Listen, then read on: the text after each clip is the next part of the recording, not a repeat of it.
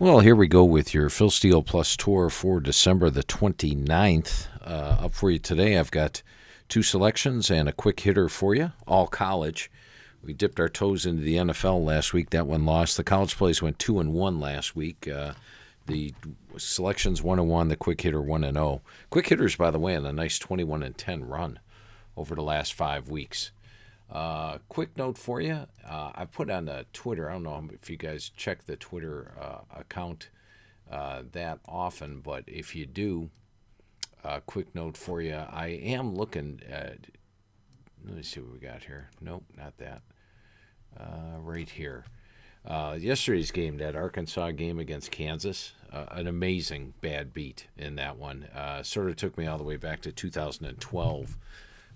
Duke against Cincinnati in the Belk Bowl. Remember, they were +8, had the ball at the Cincinnati 2-yard line with about a minute to go and somehow didn't cover the spread. Same thing happened with the Arkansas game. Clear possession of the ball there for Landers. He's got it completely cradled in his arm. As he hits the ground, his elbow hits the ground, the ball pops out. They amazingly ruled it a fumble, called a fumble on the field. At that time, Arkansas led 38-23 with 3 minutes left in the game, and Kansas had 0 timeouts. And amazingly, at the end of the game, Arkansas only wins by 2, laying 2.5. A tough beat for inside the press box. But I was wondering, and you could go ahead to the Twitter account, it's at Phil Steele 042. If you remember any other really, really bad bowl beats, those are the toughest two that I remember. I've been handicapping for a while now. The Duke Bowl game against Cincinnati in the Belk Bowl in 2012. And then last night's Arkansas game. So that's at Phil Steele 042. Feel free to go ahead and throw a few of those up there. But let's go ahead and take a look at your first game for today. It is Ohio against Wyoming. Got a lot of stuff working for Ohio in this one. It's probably my favorite play of the three that we put up here. With Ohio, first of all, let's take a look at the last 4 weeks. Now, the last 4 weeks is a great guide. It tells you the current form of the team. And over the last 4 weeks, Ohio's playing to an average game grade of 99.0, and that includes an 89.0 in the MAC title game when they played Toledo.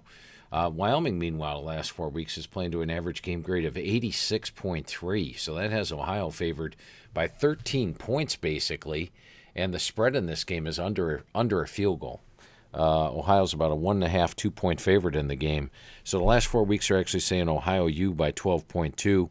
Ohio comes in on a great run. They're 7-1 straight up and ATS. And also, if you look at Wyoming over the last 4 weeks, they are allowing foes, or they're minus 81 yards per game the last 4 weeks. Ohio U is plus 70 yards per game, so that's another nice advantage to have. And look at Ohio's defense, something I want to point out here. And the beautiful thing about green and red, this popped out at me when I was looking at the bowl game originally. You take a look at this start of the season, it is all red and all bad for that OU defense. I added the 6 together, divided by 6, and Ohio allowed 561 yards per game the first 6 games. However, the last 7 games, they're giving up just 351 yards per game, an improvement of 210 yards per game. So we got a team that's playing its best ball right now. That's reflected in the last 4 week stats. Also, Wyoming is going to be without Titus Swen, their top running back. In fact, they're going to be without their top 4 running backs for this game. They are also going to be without their defensive end, their top 2 cornerbacks, and a wide receiver, their top wide receiver. All those guys out for Wyoming. I like Ohio, minus the 1.5 or 2 over Wyoming as your first selection.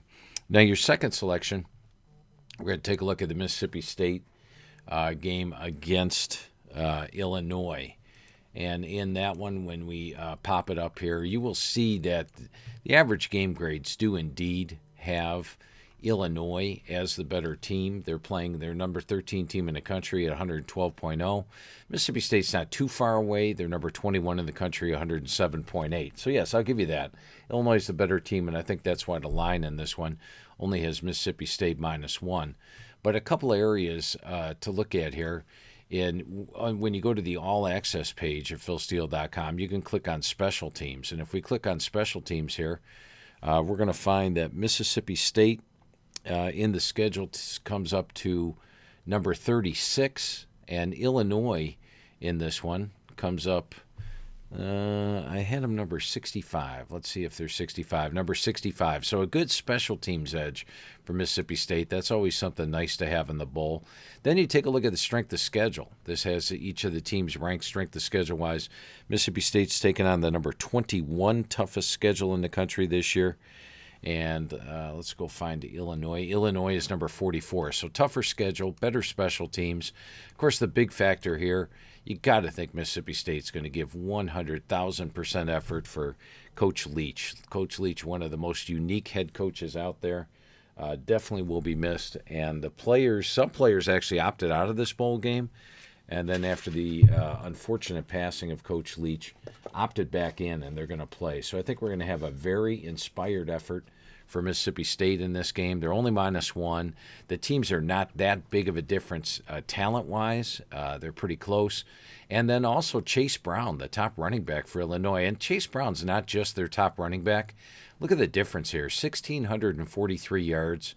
Number 2 rushers got 277. In fact, their quarterback average this year, Tommy DeVito, Chase Brown has been their offense, 240 yards receiving as well. That's almost 2,000 yards offense for Chase Brown. Been by far their top player this year, and he is out of this game. So you've got a very emotional effort for Mississippi State, better schedule, better special teams, top running back out for Illinois. I'm going to go with Mississippi State -1 over Illinois. And let's get to your quick hitter. Before I get to it real quick, I'll bring up what I mentioned to you last week, and that's the VIP bundle. The VIP bundle, you actually get the magazine first. You'll get it before it hits the newsstands. As soon as it rolls off the press, we'll be shipping them out in the mail, and we're sending them out probably 2-day mail, so you'll have them in your hands before anybody else in the country gets them. Plus, you get the digital version, a $19.99 value free. The digital version will be updated probably 2 days after we send it to the press. So before they even roll off the press, you'll have the digital version already updated for yourself. That's a $19.99 value, and you get 4 months. It says 4 months of Phil Steele Plus free, but we'll actually give you Phil Steele Plus all the way from now through the start of the season for free. That's an even bigger value, and you can use that for the rest of the bowls as well as the NFL playoffs. Just call 866-918-7711. It's just $29. Get you that whole package.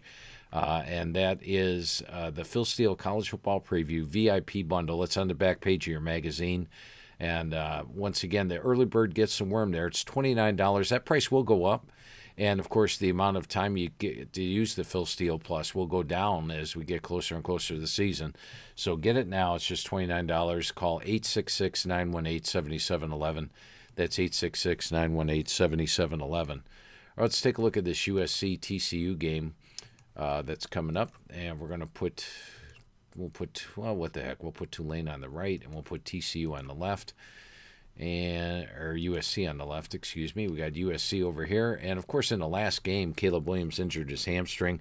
Might not be 100%, but it has been a full month. If you go back, he injured his hamstring on 12/2. So it's practically a full month away. Should be in better form. Also for USC, our defensive end, Tuli Tuipulotu, who's an All-American, could have just declared for the NFL draft. He's one of the sack leaders, but he opted to play. So you got Williams playing, you got Tuli playing, everybody playing for USC, or at least the majority of their players. They will be missing Addison in this one, missing a couple other players as well, but the big guys are back. And USC's average game grade probably got affected by Williams being out. Remember, they got outgained by Utah by 114 yards because he couldn't run. He got sacked 7 times after he pulled his hamstring. USC's probably a better team than the 1.6. Meanwhile, Tulane faced a backup quarterback that's Cincy, a first-time starter for Cincinnati at the quarterback spot. They were without their top quarterback this year. And then UCF, Plumlee was not 100% in that one. So they got the benefit of playing a couple of backup quarterbacks. Power ratings say USC is number 14 in the country. Tulane is number 30 in the country. And also, USC has played the much tougher schedule. Let's go back to that schedule factor here and bring that in. USC's numbers were accumulated against... what am I showing here? Number 29, the number 28 toughest schedule. Tulane on the season only played the number 83 toughest schedule. And you could go down the line. UMass Alcorn State, a big yards right there, came against some of their weaker foes. Against the main foes, they were outgained by USF in the first, or USF. They were outgained by UCF in the first meeting. They outgained by SMU. Did outgain Cincinnati, but it was Cincinnati with the backup quarterback. Tulane's defense allowing 4.5 yards per carry. So add it all up, I'm going to go with USC -2 over Tulane as your quick hitter for this one. You've got the number 14 team in my average game grades versus the number 30, and you're laying less than a field goal. That'll wrap it up for this edition of the Phil Steele Plus Tour with selections. Hope you're enjoying the season so far, and make sure you take advantage of that special VIP offer. And thanks for taking the Phil Steele Plus Tour.